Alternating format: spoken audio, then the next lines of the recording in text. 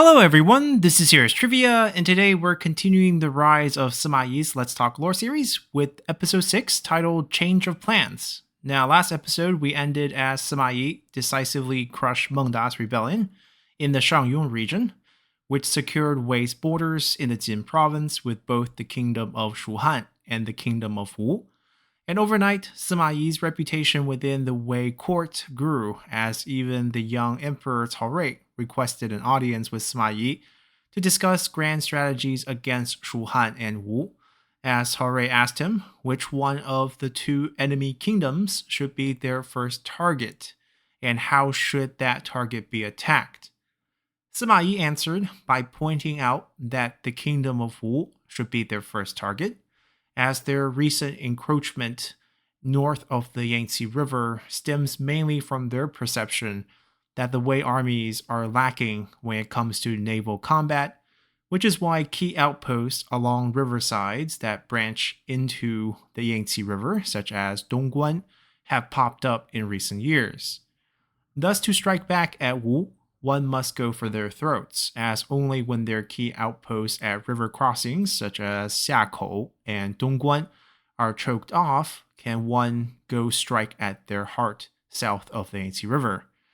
And to achieve this, Sima Yi first suggested a strike on land targeting the city of Wan in Lujiang, an attack that Sun Quan must answer, as he would then most likely call reinforcements from his military outposts out west, which includes Xiakou, and Dongguan from the east. Then once these outposts are weakened, the Wei Navy could then launch their strike, sailing down from the Jin province and the Yang province to take control of these key river crossings, choking the lifeblood of Wu, before ultimately invading south to bring an end to this rival kingdom. Hearing this plan, Emperor Cao Rui approved and orders Sima Yi to garrison his forces at the city of Yuan in Nanyang to prepare the Jin province forces to carry out the naval portions of the plan, as the land attack on the city of Wan out east would require the Wei eastern forces stationed in the Yang province under the command of General Cao Xiu. However, Sima Yi's grand strategy here against Wu would never materialize, as in August of the same year, Cao Xiu would alter the script when he would fall for the trap laid out by Zhou Feng, as the false surrender led to the Battle of Shiting, which resulted in heavy losses for the Wei eastern forces, and the eventual death of Cao Xiu himself not long after, which meant the end to any immediate strikes against Wu. Now, we have previously covered the Battle of Shiting in a separate lore series, so this is as far as we're going to cover this event, as Sima Yi's participation in this event was extremely limited. Likewise, at the same time, out on the Western Front, Zhuge Liang had already started to launch his first 3 northern expeditions in the span of roughly 1 year. And even though for the time being, the Wei losses out west were limited to just 2 minor border regions on the Mount Qi path all the way to the west, the strategic focus of the entire kingdom did start to shift west, as previously the quiet kingdom Shuhan was no threat, but now demanded Wei's full attention, with Zhuge Liang poking out with his northern expedition. And for those interested in the details of these first 3 northern expeditions, please feel free to check out the lore series associated with that, as we are not going to cover them here since Sima Yi did not participate in any of them. Zhuge Liang's main foe at this time was Grand General Cao Zhen, who alongside Sima Yi, Chen Qun, and the just deceased Cao Xiu, or the 4 co-regents left by Cao Pi for the new Emperor Cao Rui. Now, with Cao Xiu's death, the position of Da Sima, or the supreme military commander of Wei, fell to Cao Zhen, and with that, Wei's next military campaign also shifted west, as after Zhuge Liang's 3rd northern expedition, Cao Zhen brought forth an ambitious counterattack plan for the Wei court to consider. Now, this plan was ambitious for 2 main reasons. First, the objective of the attack was to reclaim control of not just the lost territories from Zhuge Liang's previous northern expeditions, but the entirety of the Hanzhong region, as Cao Zhen wanted to expel the Shuhan forces from Hanzhong and essentially shut the door on any potential future northern expeditions as Hanzhong is the gateway out of Shuhan. As a matter of fact, if Wei reclaims Hanzhong, the survival of the kingdom of Shuhan would be in jeopardy. So it goes without saying that this would be a tall task, as Zhuge Liang and the Shuhan forces would do everything in their power to defend Hanzhong. And given how Hanzhong is essentially a river valley surrounded by mountains on all sides, it was a natural fortress.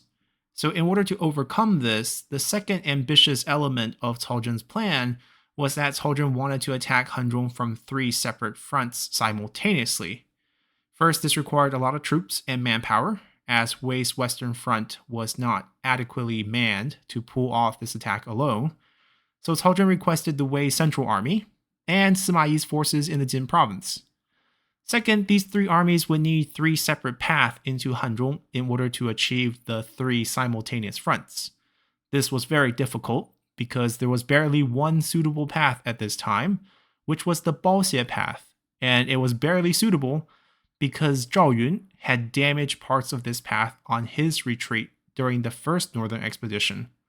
But this was the least of Cao Zhen's concerns, as according to his plan, Zhang He, who was the general of the left at this time, would take the western forces and march through this path, repairing it along the way before ultimately arriving at Hanzhong to form the first front. Cao Zhen himself would take the central army and march through the Ziwu path, which starts near Chang'an and is the shortest path to Hanzhong, but also the most treacherous and unmaintained. Most famously, Wei Yan had offered a similar idea to Zhuge Liang during the first northern expedition, but Zhuge Liang rejected the proposal on the grounds that this path was far too treacherous to allow for an army to march through, and even when Wei Yan offered to take only a small group of men, Zhuge Liang maintained his stance on the matter.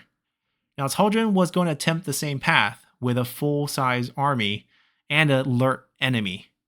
Lastly, on Sima Yi's front, Cao Zhen proposed an equally difficult march upstream alongside the Han River from the newly secured Shangyong region to form the third and final front against Hanzhong. Now, as we mentioned before in our Zhuge Liang's Northern Expedition lore series, this grand counterattack by Cao Zhen would ultimately fail, as heavy rain and difficult treks would trap Cao Zhen's army inside the Ziwu path. It took Cao Zhen's army an entire month to barely reach the halfway point, when it should have taken just 15 days to march through the entire path, judging by the length.